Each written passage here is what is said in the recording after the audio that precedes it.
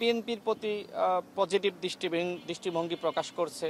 আগে অনেকে মনে করছিল হয়তো বিএনপির সাথে সরকারের এক ধরনের দূরত্ব আছে, তো সেই জায়গায় যেহেতু এখন একটি পজিটিভ সম্পর্ক সবার দৃষ্টিতে মনে হয়েছে, তার মানে বিএনপি এখন একটি ভালো পজিশনে আছে। তো এই ভালো পজিশনে যারা দুঃসময়ের সারথি ছিল তাদেরকে স্মরণ করা, এটাকে আমি খুব পজিটিভভাবে দেখছি। হ্যাঁ, একসাথে বসলে তো অনেক বিষয় নিয়ে আলোচনা হয়, বাট নির্বাচনী জোট, আসন নিয়ে নেগোসিয়েশন, সেই বিষয়গুলো নিয়ে আজকে কোনো আলোচনা হয়নি। বিশেষ করে যে পতিত স্বৈরাচার নানানভাবে ষড়যন্ত্র করছে, আমরা দেখেছি বিভিন্ন সময় বিভিন্ন আন্দোলন সৃষ্টি করছে, এবং এই আন্দোলনের মধ্যে আমরা লক্ষ্য করছি যে ছাত্রলীগ, যুবলীগ ঢুকে পড়ছে। যদি আপনি সেই উত্তরার মাইলস্টোন কলেজ বলেন, ঢাকা বিশ্ববিদ্যালয়ে গতকাল রাতের আন্দোলন বলেন, আমরা দেখলাম যে ছবিগুলো ভাইরাল হয়েছে যে একসময় সাদ্দামের সাথে যে আন্দোলন করেছে, মানে সাদ্দামের সাথে থেকে সন্ত্রাসী কার্যক্রম করেছে, সে আবার সাধারণ শিক্ষার্থী বেশে এখন কিন্তু এই আন্দোলনে যুক্ত হয়েছে। তো নানান ধরনের চক্রান্ত আছে। আগামীতে রাষ্ট্র পরিচালনা করা সবথেকে বড় চ্যালেঞ্জ। এখন এই চ্যালেঞ্জ তো আসলে কোনো দলের পক্ষে আসলে এককভাবে মোকাবেলা করা সম্ভবপর নয়। দেখেন, এই যে আন্দোলনটা হয়েছে, হাসিনার পতন হয়েছে, কোনো একটি দলের নেতৃত্বে কিন্তু হয়নি, কোনো ব্যক্তির নেতৃত্বে হয়নি, সম্মিলিত প্রচেষ্টায় কিন্তু হাসিনার পতন হয়েছে।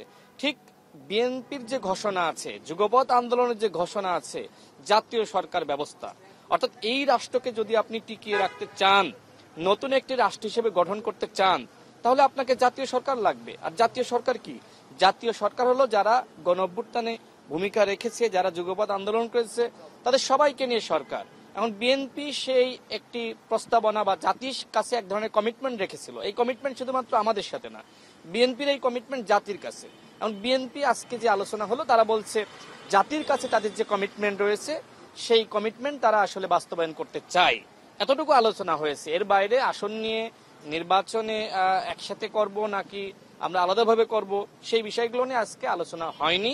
জাস্ট ফ্যাসিবাদ বিরোধী ঐক্য ধরে রাখা, আগামীর নতুন রাষ্ট্র গঠনে আমাদের ভিতর একতা ধরে রাখা, সেই বিষয়গুলো নিয়ে আলোচনা হয়েছে। সেই শক্তিতে এখনো পর্যন্ত এগিয়ে যাচ্ছে। সেই লক্ষ্যে আমরা 36টি আসন ঘোষণা করেছি। আমরা আগামী এক সপ্তাহের মধ্যে আরো 100টি আসন আমরা ঘোষণা করব।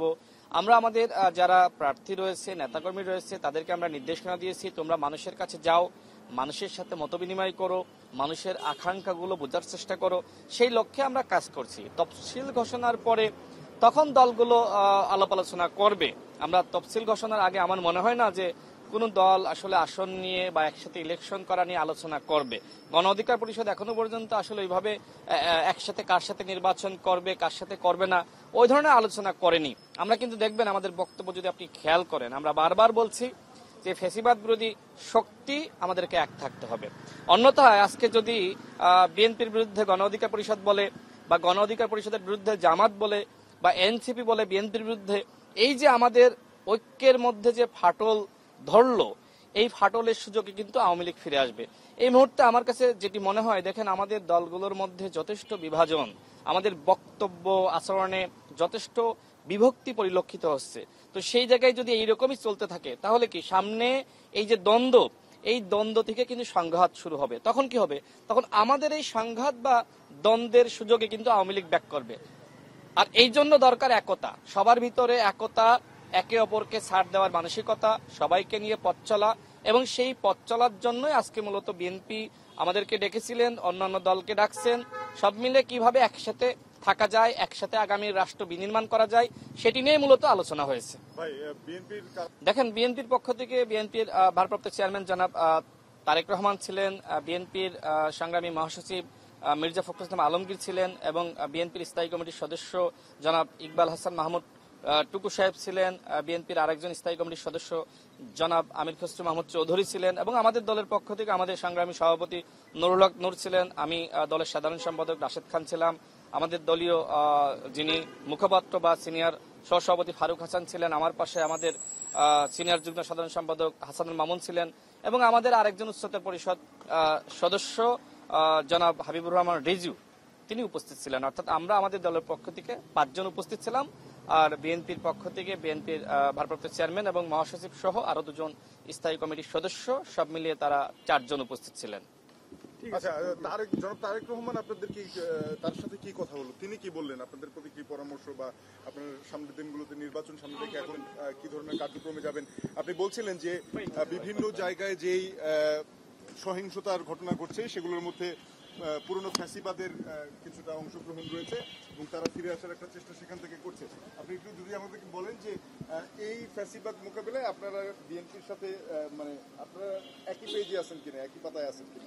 দেখেন, আমরা যেটি সবসময় বলে আসছি যে যারা আমরা ফেসিবাদ বিরোধী শক্তি ছিলাম, যারা একসাথে যুগপৎ লড়াই করেছি, যারা এক দফার আন্দোলন করেছি, আমাদের সবাইকে এক থাকতে হবে। যদি আমরা বিচ্ছিন্ন হয়ে যাই, যদি আমাদের ভিতরে আসলে ভুল বোঝাবুঝি হয়, যদি দ্বন্দ্ব সংঘাত শুরু হয়, তাহলে কিন্তু আমরা সবাই বিপদে পড়বো, হাসিনা আবার ব্যাক করবে। সেই জায়গা থেকে এইখানকার আজকের মূল যে আলোচ্য বিষয় সেটি হলো সবাই মিলে আগামীর বাংলাদেশ গঠন করা এবং এক থাকা। এবং জনাব তারেক রহমান সাহেব তিনি সবার প্রতি সেই আহ্বান জানিয়েছেন যে আসুন আমরা এক থাকি। যেমনি ভাবে একতাবদ্ধ হয়ে আমরা হাসিনার বিরুদ্ধে লড়াই করেছি, হাসিনার পতন ঘটিয়েছি, আমরা যদি বিভক্ত হয়ে যাই তাহলে কিন্তু সেই হাসিনা সব থেকে আপনার মানে তিনি অট্টহাসি দিবেন।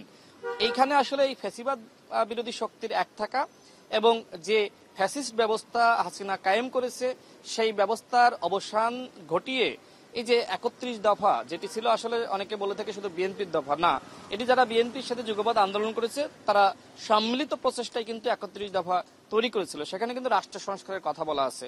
সেই রাষ্ট্র সংস্কার কিভাবে বাস্তবায়ন করা যায় এবং একই সাথে এই যে এত মানুষ মারা গেল, প্রায় ২,০০০ শহীদ, ৩০,০০০ আহত যোদ্ধা, বাংলাদেশের প্রত্যেকটা প্রতিষ্ঠান ধ্বংস করে ফেলিয়েছে, তো গণহত্যার বিচার করা, প্রতিষ্ঠানগুলোর মেরামত করা, সেই বিষয়গুলো নিয়ে আলোচনা হয়েছে। এবং একসাথে বসলে স্বাভাবিকভাবে দেশ জাতি নিয়ে তো আলোচনা হয়ই। তবে আজকের আলোচনায় আসলে মানে নির্বাচন নিয়ে বা আসন নেগোসিয়েশন নিয়ে কোনো আলোচনা হয়নি। একসাথে থাকা, আগামী রাষ্ট্র বিনির্মাণ করা, হয়তো সামনে এই ধরনের আলোচনা হতে পারে, আজকে এই ধরনের কোনো আলোচনা হয়নি। জনাব তারেক রহমান যে আহ্বানটা রেখেছেন সেটি হলো যে আসুন আমরা এক থাকি। আমরা যেমনি ভাবে হাসিনার বিরুদ্ধে লড়াই করেছিলাম সেই লড়াইটা আমাদের চালিয়ে যেতে হবে এবং একই সাথে বিএনপির যেহেতু কমিটমেন্ট রয়েছে, জাতীয় সরকার গঠন করা, রাষ্ট্র সংস্কারের কমিটমেন্ট রয়েছে, জনাব তারেক রহমান যেটি বলেছেন যে আমরা জাতির কাছে যে কমিটমেন্ট করেছি আমরা আমাদের সর্বোচ্চ দিয়ে সেই কমিটমেন্ট আমরা রক্ষা করবো ইনশাআল্লাহ।